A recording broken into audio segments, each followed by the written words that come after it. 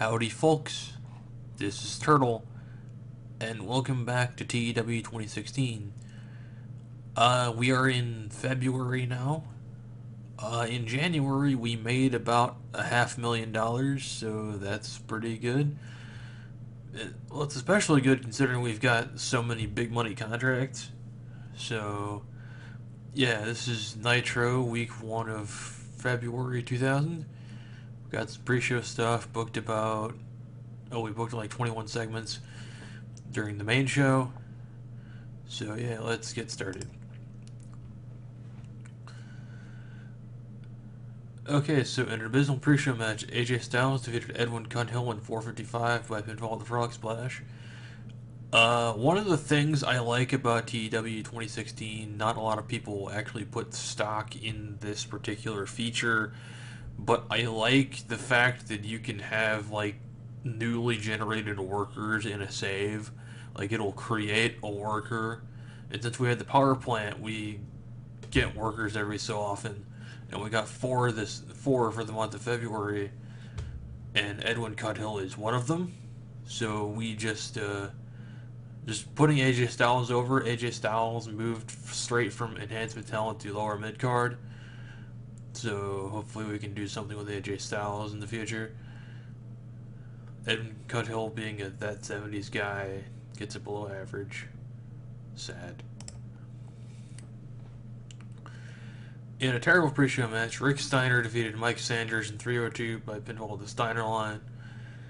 Just get Rick Steiner on the card. I like Rick Steiner, so. And Rick Steiner and us, Kevin Sullivan, have excellent chemistry. Gets a 40. In a pre-show bout that had decent reaction from the crowd with subpar wrestling, Brian Adams defeated Chavo Guerrero Jr. in 5:48 by pinfall of the chokeslam. They don't click, unfortunately. But yeah, just to give Brian Adams slight more momentum. Brian Clark should be back from injury in a little bit, so yeah.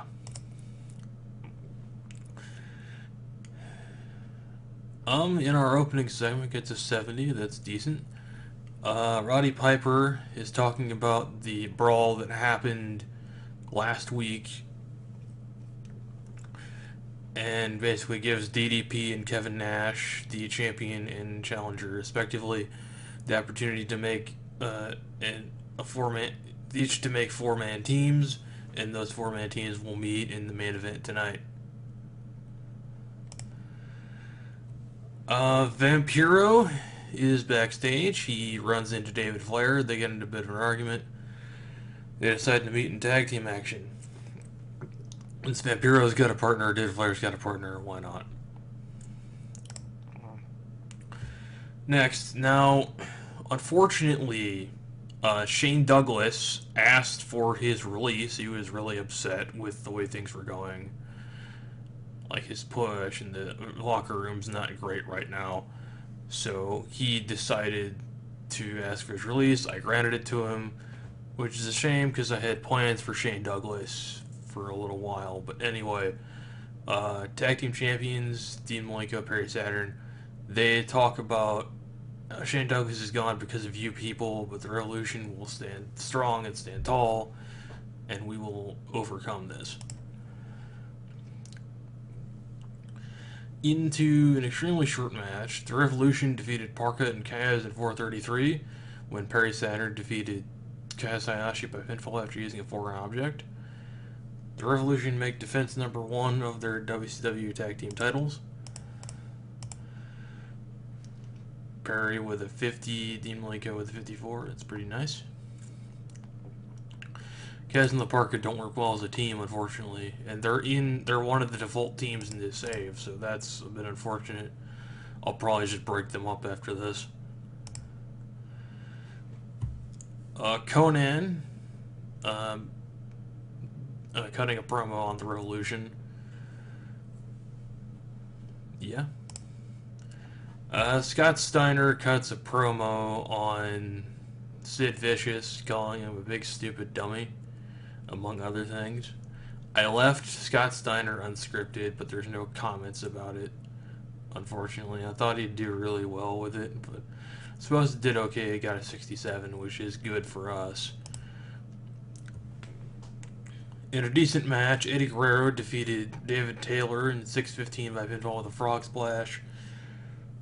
I haven't used David Taylor at all yet, so yeah, we have a lot of people, so it's hard to use everybody. But yeah, Eddie Guerrero. Eddie Guerrero just cut the generic promo. Gets a 41. Bret Hart cuts a promo on Chris Benoit. New catchphrase invented. That's nice. In a 62, that's pretty good. In a decent match, Chris Benoit defeated Brian Knobbs in 8:21 by submission. So yeah, just to give Benoit some momentum.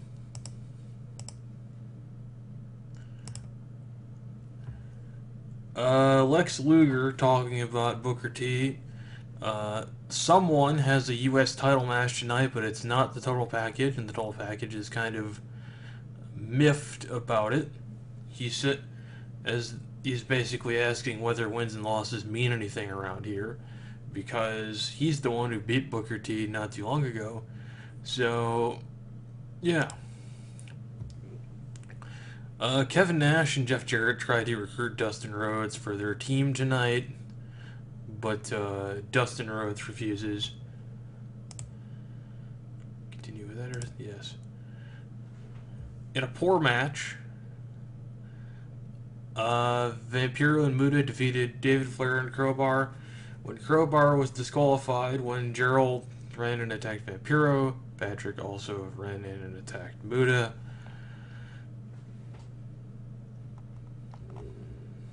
So yeah, not much about that. Gets a 47. In another 47, Terry and Vader tried to recruit Dustin. Dustin also refuses them.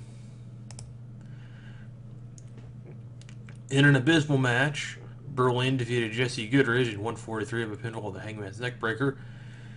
Jesse Goodridge, another one of our power plant graduates, gave him an emo gimmick, gets a rating of average. Gets a 9. That was better than the other guy, so that's interesting. Berlin cuts a promo on Jushin Liger. Gets 39. Vampiro and Muta cut a promo on Creative Control, talking about how they were attacked and they will get their revenge. Interesting note about Muta, apparently he can speak fluent English.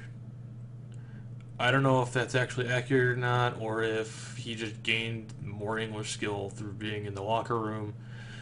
But yeah, I sent Muta on entertainment and did okay, I guess. It's 37. In a 63, nice, in a decent match, Booker T defeated the Cat in 8:05 by pinfall with the Harlem Hangover.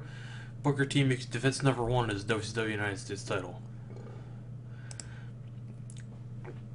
At the last minute, DDP has recruited Sid Vicious to be on his team for tonight. Gets a 59. And in your main event, in a 67, and about that at Great Heat and Decent Wrestling, Scott Steiner, Kevin Nash, Mang, and Jeff Jarrett defeated Diamond Dallas Page, Sid Vicious, Terry Funk, and Vader in 9:32, when Scott Steiner defeated Terry Funk by pinfall. Looking over performances. So yeah, Kevin Nash with the standout performance of a 74. Steiner and DDP behind him with 69s. That's a nice rating, by the way. And yeah, 67. Sid Vicious debuted a new power spot. That's great. And in a 52 to close out the show, Nash and Jarrett are celebrating. And Dustin is on the stage and just stares at them.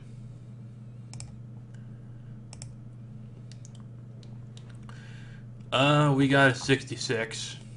Probably because of those couple of the really bad matches, including the one with Berlin and Jesse Goodridge. But hey, it's a work in progress. So yeah, thanks for watching everybody. Make sure to like, comment, and whatnot, and I'll see you next time.